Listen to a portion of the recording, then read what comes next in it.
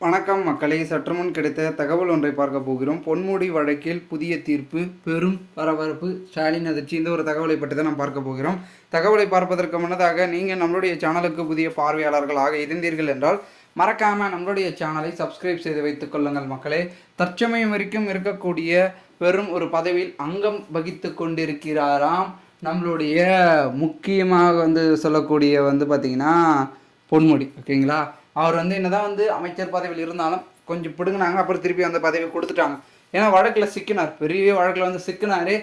சிக்கி அது பிறகு என்ன ஆனார் எல்லாமே தெரிஞ்சு போச்சு. வழக்கு பார்த்தீங்கன்னா அப்படி இப்படி பண்ணி அந்த வழக்குலேருந்து விடுவு பெற்றார்.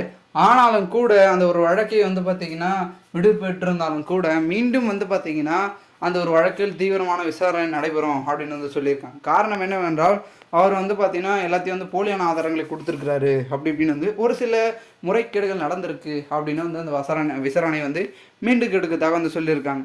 மேலும் இந்த ஒரு சூழலில் பொன்முடி அவர்கள் வழக்கு மீண்டும் பார்த்திங்கன்னா விசாரணைக்கு வந்தால் அவருடைய மனைவி விசாலாட்சி அவர்கள் மீதும் அந்த ஒரு வழக்கு பார்த்திங்கன்னா இருக்கிறது அப்படின்றத சொல்லப்படுகிறது. இந்த ஒரு சூழலில் தற்பொழுது முக்கிய ஒரு அமைச்சர் பதவியில் இருக்கிறார். ஓகேங்களா, இப்போ இல்லை, இதுக்கு முன்னாடி அதே பதவி தான், இப்பயும் அதே பதவி தான். உயர்கல்வித்துறை. ஓகேங்களா, உயர்கல்வித்துறை மிகவும் ஒரு பெரிய பதவி. ஓகேங்களா, அடுத்த இளை தலைமுறையினர் இந்த துறையிலிருந்து தான் வரப்போகிறாங்க அப்படின்ற மாதிரி சொல்லக்கூடிய ஒரு துறையில் நம்மளுடைய அமைச்சர்கள் இருந்தாலும் கூட பெரும் விதத்தில் எல்லாத்தையும் பண்ணணும். அதை பண்ணியிருக்காரா இல்லை பண்ணிட்டு இருக்காரா அப்படின்றது ஒரு பக்கம் இருந்தாலும் கூட யதார்த்தத்திலும் ஒரு நோக்கம் என்பது உண்டாகும் அப்படின்றத சொல்லப்படுகிறது.